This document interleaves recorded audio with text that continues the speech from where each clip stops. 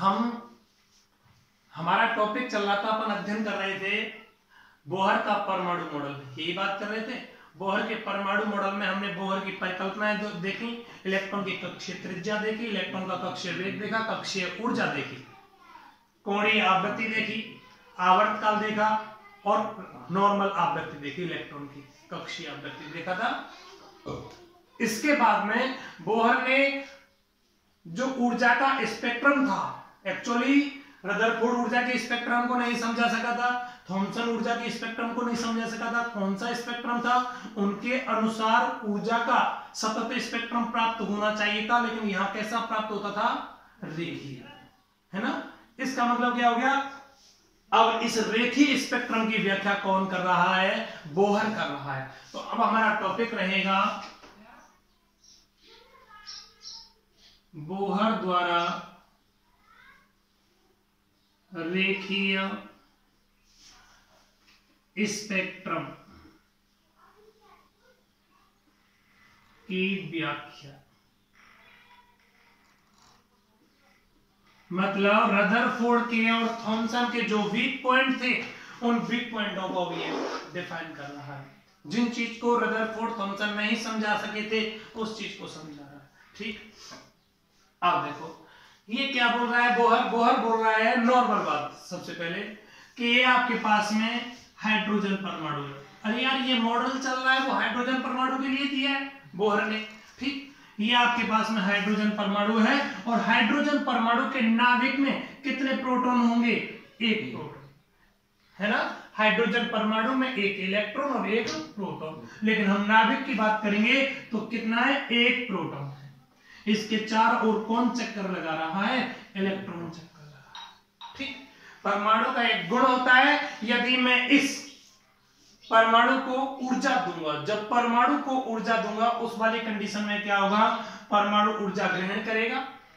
देखो ये नाभिक के चारों तरफ बहुत सारे ऊर्जा स्तर, हम परमाणु को ऊर्जा दे रहे हैं, परमाणु उस ऊर्जा को परमाणु के अंदर उपस्थित इलेक्ट्रॉन ग्रहण करेगा, और इलेक्ट्रॉन ग्रहण करेगा तो यह इलेक्ट्रॉन ऊर्जा ग्रहण करके निम्न ऊर्जा स्तर से कहां जाएगा? उच्च ऊर्जा स्तर, है ना।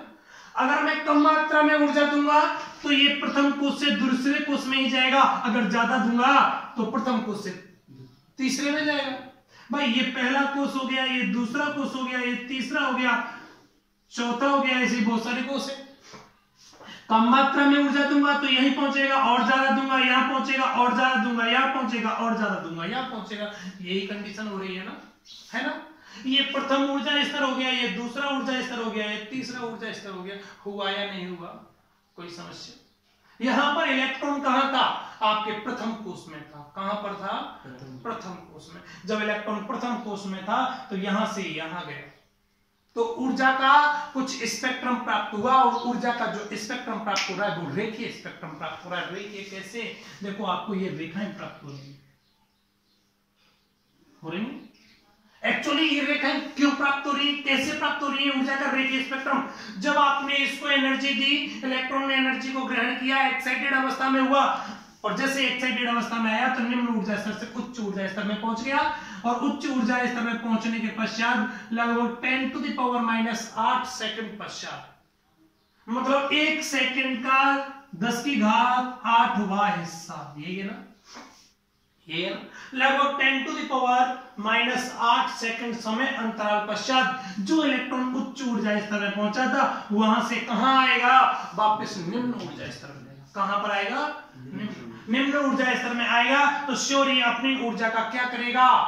उत्सर्जन करेगा। देखो निम्न से उच्च में गया था तो ऊर्जा का क्या किया इसने? अवशोषण किया, लेकिन अब क्या हुआ? उच्च से निम्न में आ रहा है, और जब उच्च से निम्न में आएगा तो ऊर्जा का उत्सर्जन करेगा। यह ऊर्जा का जो उत्सर्जन कर रहा है वो विद्युत चुम्बकीय तरंगों के रूप में करेगा।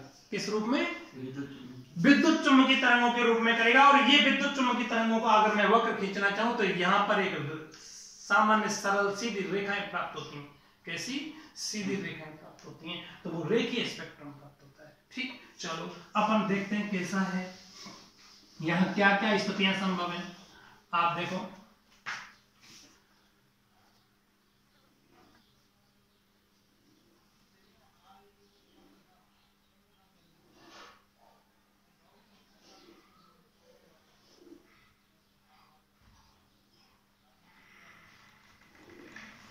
मैं मान लेता हूं ये आपके पास में प्रथम ऊर्जा स्तर है, ये दूसरा ऊर्जा स्तर है, ये तीसरा ऊर्जा स्तर है, ये चौथा है, ये पांचवा है, ये छठवां है,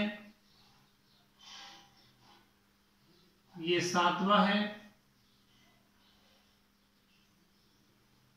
और ये कौन सा है? ऐसे ही बहुत सारे अनंत ऊर्जा स्तर है, एन ऊर्जा स्तर है। चले आगे।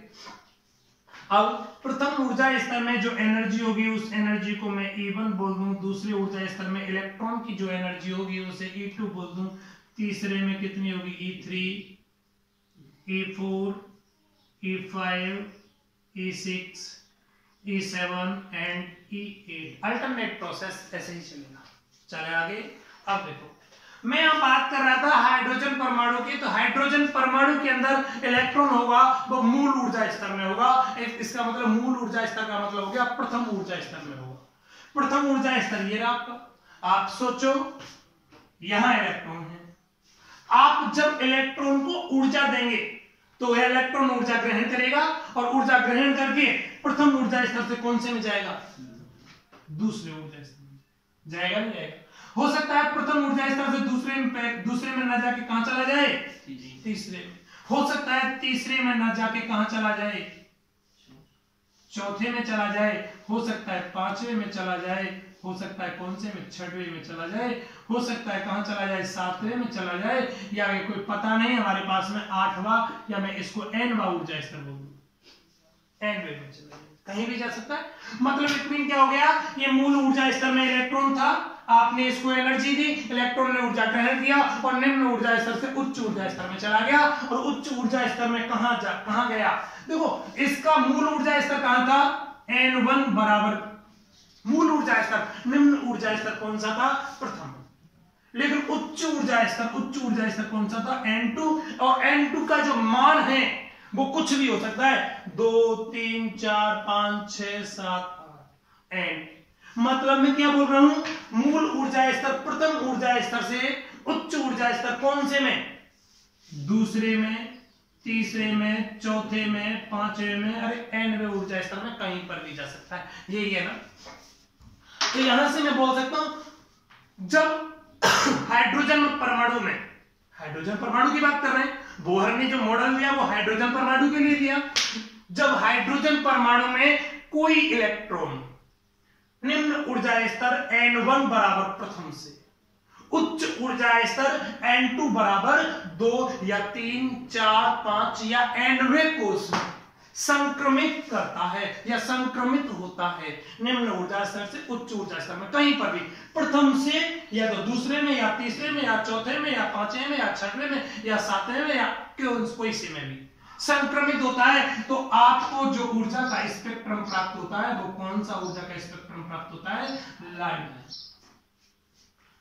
यहां ऊर्जा के स्पेक्ट्रम की कोई श्रेणी प्राप्त होती है, वो कौन सी श्रेणी प्राप्त होती है? लाइमन श्रेणी प्राप्त होती है। कौन सी?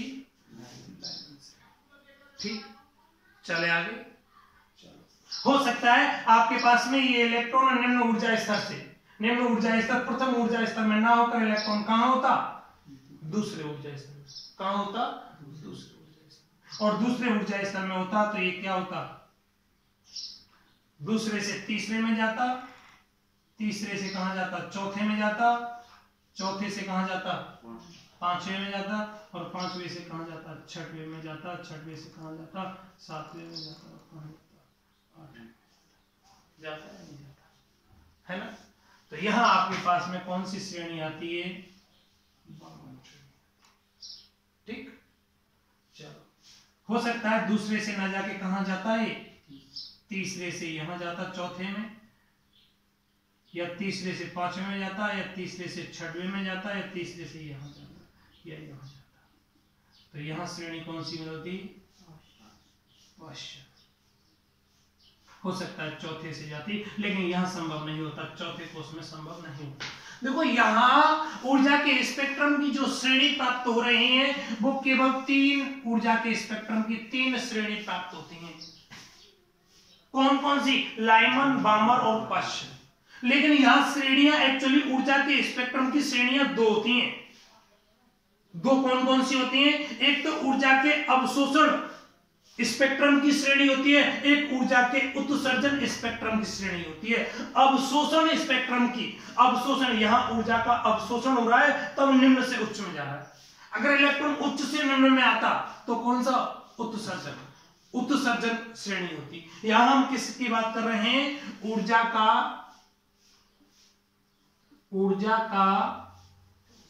अवशोषण स्पेक्ट्रम, ऊर्जा का अवशोषण स्पेक्ट्रम है ये आपका। चले आगे, चले अब देखो ऊर्जा के अवशोषण स्पेक्ट्रम में आपको प्रथम श्रेणी कौन सी प्राप्त हुई? लाइमन प्राप्त हुई। दूसरी कौन सी प्राप्त हुई? बामर प्राप्त हुई। और तीसरी कौन सी प्राप्त हुई? पाश्चन प्राप्त हुई। याद रखिएगा, हाइड्रोजन परमाणु के लिए ऊर्जा के अवशोषण स्पेक्ट्रम में केवल लाइमन श्रेणी प्राप्त होती है। कौन सी? लाइमन श्रेणी प्राप्त होती है। बामर और पाश्चन श्रेणी भी नहीं प्राप्त होती नॉर्मल पृथ्वी पर। अगर इस हाइड्रोजन परमाणु को कहां ले जाया जाए? सूर्य पर ले जाया जाए। कहां? अब यार देखो, जब पृथ्वी पर हाइड्रोजन परमाणु होगा, ये उसका नाभिक हो गया, तो इलेक्ट्रॉन अपने मूल ऊर्जा स्तर में प्रथम कोश में होगा, है यहां पर। लेकिन अगर इस इलेक्ट्रॉन को पृथ्वी से सूर्य पर ले जाएं तो भाई ये परमाणु के अंदर जो इलेक्ट्रॉन प्रथम ऊर्जा स्तर में था, ये प्रथम ऊर्जा स्तर में ना होकर कहां होगा? दूसरे या तीसरे ऊर्जा स्तर में। कहां पर होगा? दूसरे या तीसरे ऊर्जा स्तर में। क्यों यार? सूर्य पर तो बहुत ज्यादा ताप है, सूर्य पर बहुत ज्यादा ताप है। उस तापीय ऊर्जा को इलेक्ट्रॉन ग्रहण करेगा और इलेक्ट्रॉन एनर्जी को ग्रहण करके कहां चला जाएगा? उत्तेजित अवस्था में चला जाएगा। कहां चला जाएगा? उत्तेजित अवस्था में चला जाएगा। मतलब या तो दूसरे से तीसरे में, चौथे पांचवें में जाएगा, या तीसरे से कहां? चौथे पांचवें छठे में, ऊपर कहीं भी जाएगा। मतलब सूर्य और तारों पर अगर हाइड्रोजन परमाणु हो तो ऊर्जा के स्पेक्ट्रम की दो श्रेणी प्राप्त होती है, बामर और पाश्चन। बामर और पाश्चन। चले आगे, चलो। और अगर परमाणु कहां पर हो आपके पास में? पृथ्वी पर हो, तो एक ही श्रेणी प्राप्त होती है। कौन सी? लाइमन। ठीक, ये ऊर्जा के हम किसकी बात कर रहे थे? अवशोषण स्पेक्ट्रम की बात कर रहे थे। ये एक्चुअली आपके सिलेबस में नहीं है, लेकिन फिर भी वो कहीं से कॉन्सेप्चुअल पूछ लेता है। ऊर्जा के अवशोषण स्पेक्ट्रम की कितनी श्रेणी प्राप्त होती है? 3 प्राप्त होती है। पृथ्वी पर कितनी होती है? 1 होती है। और 2 कहां प्राप्त होती है? सूर्य और तारों पर। कौन सी? बामर और पाश्चन। कोई पूछ ले ऊर्जा के अवशोषण स्पेक्ट्रम की बामर श्रेणी क्या संभव है? हाँ है, लेकिन कहां पर है? सूर्य। ठीक है ना, ये अवशोषण स्पेक्ट्रम की है। लेकिन हमारे जो सिलेबस में दिया है वो कौन सा दिया है? उत्सर्जन स्पेक्ट्रम दिया है। कौन सा? उत्सर्जन स्पेक्ट्रम। ठीक ठीक।